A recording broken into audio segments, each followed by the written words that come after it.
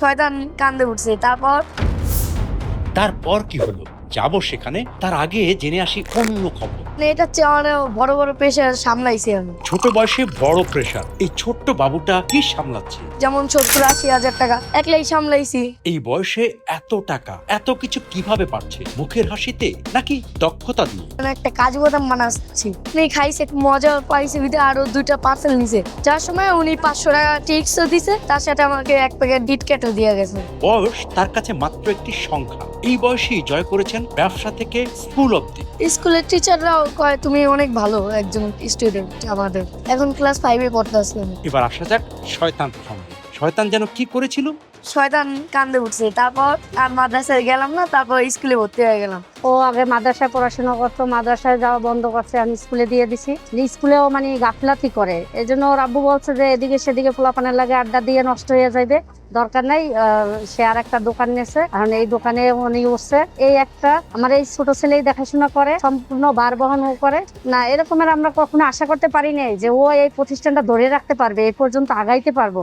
অনেক লোক আছে আমাকে সম্মান করে, তারপর অনেক কিছুই করে, এমন ওই কাস্টমারদের কাছ থেকে ভালো লাগে আমাকে। 5+ স্টার রেটিং প্রাপ্ত দেশের সর্বোচ্চ বিদ্যুৎ সাশ্রয়ী ও ইকো ফ্রেন্ডলি ওয়ালটন এসি।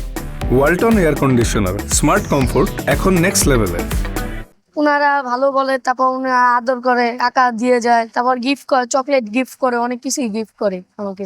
একদিন আমি একটা কাজু বাদাম বানাচ্ছি, উনি খাইছে, খাওয়ার মজা পাইছে, বিধে আরো 2টা পার্সেল নিছে। যার সময় উনি 500 টাকা টিপসও দিছে, তার সাথে আমাকে 1 প্যাকেট কিটক্যাটও দিয়ে গেছে। যেমন শুক্রবার অনেক চাপ পড়ে, একলাই সামলাই, কারণ আমার কাছে প্রেশার লাগে না এগুলা, কারণ এটা চেয়ে অনেক বড় বড় প্রেশার সামলাইছি আমি। যেমন বৈশাখের দিন আমাদের সেল অনেক ভালো হয়েছে, যেমন 70-80 হাজার টাকা একলাই সামলাইছি।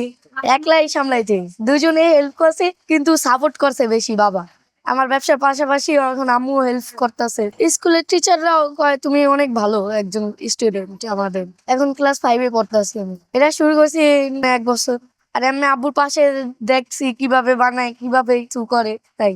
তারপর লেখাপড়াও করি, তার সাথে ব্যবসাও করি, কারণ ব্যবসা করলে আরো ভালো, নিজের সম্মান নিজেই ভালো হয়। খেলাধুলা এভরিথিং 2 ঘন্টা। 6:30 বাজে মাদ্রাসায় যেতাম, আসতাম হলো যেমন 12টার সময় এসে 1 ঘন্টা ঘুমাতাম। ঘুমানোর পরে বাঁচতো 1টার সময় উঠতাম, উঠার পরে খেলতে গেতাম মাঠে, ফুটবল খেলতাম, তারপর অনেক খেলাই খেলতাম। খেলার পরে আসতাম বাসায় গোসল করে ফ্রেশ হয়ে খাবার খেয়ে চলে যেতাম মাদ্রাসা।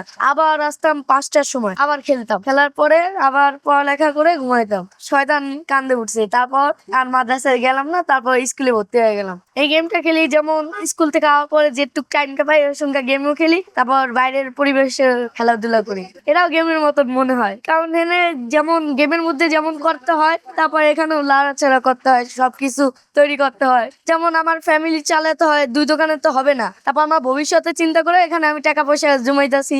তা বাবা শিখাইছে, ভাইরাও শিখাইছে। আমরা 3 ভাই, আমি ছোট। এক ভাই বাইরের কান্ট্রিতে যাবে, আর এক ভাই ধরেন সরকারি কাজ। এটা ফল যেমন বাউবাজার, তারপর কদমতলি, বাদামতলি, কারণ বাজারে তো কাঁচা আইটেম, কাঁচা আম, তারপর লেবু, জলপাই, জাম, এগুলো আমাদের লাগে। যেমন বাবার সাথে গেছি, এমন একটা অর্ডার আছে, যেমন জোসেফে আমরা অর্ডার করতে গেছি, 10,000 লেবু নিয়ে আইলাম, তারপর 1,000 কেজি জাম নিয়ে আসছি, তারপর 1,000 কেজি পাকা আম, 1,000 কেজি কাঁচা আম, এরকম আনছি। তারপর আমরা 3 দিনে এগুলা সেল করছি। 3 দিনের মাথায় আরো জিনিস লাগে, আমাদের লাগছে। আমার সবসময় হ্যাপি থাকি আমি।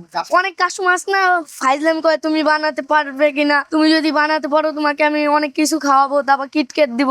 আমি কইছি ভাই আমার এত কিছু লাগবে না, আপনি যদি খান, যদি না ভালো হয় টাকা নিব না, আপনাকে এমনি খাওয়া দিব। কারণ যেমন কাশ্মীরির লোক আইছিল, আমাকে কাশ্মীরির 100 টাকা, তারপর ইন্ডিয়ান 20 টাকা, এগুলো সব দিছে। ওনারা কথা বলতে পারে না, কারণ আমি পাকিস্তানি ভাষা জানি, ওইগুলার সাহায্যে আমি বলছি।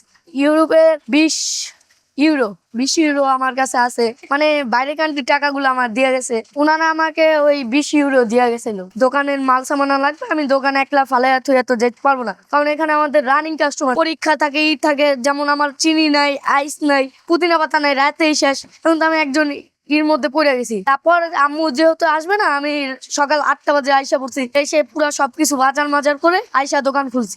অনেক লোক হ্যাঁ আছে, উনারা বলে তোমার এত দাম কেন, তোমার মালিকরে ডাকো। আমি বলতাছি কি এই দোকানের মালিকই আমি, আমারই দোকান। কয়, ও তুমি ছোট বয়সে মালিক হয়ে গেছো? আমি বলছি হ্যাঁ, 2টা দোকানের আমি মালিক। হ্যাঁ, ওরে এই কাজ করতে দেখছি যে না, ওই খেলাধুলার পাশাপাশি এইটাই ও খুব বাচ্চা নেছে ওর পেশা হিসেবে। এই জন্য আমরাও মানে ওরে পেশার দিই না, যে থাক ও যেটা নিয়ে আছে। অনেক কাস্টমারে ওরে আদর করে বা বলে যে তোমার বুদ্ধি ভালো, যে লেখাপড়ার পাশাপাশি আমি আমার নিজের ব্যবসাটা বুঝে নেই অল্পতেই। এই জন্য অনেক কাস্টমারে ওরে আদর করে বা টিপস দেয়, একটা খাবার কিনে দিয়ে যায়। আবার মস্কারি করে যে তুমি তো ভালো বানাইতে পারো না, হাতটা একটু ধুয়ে নাও।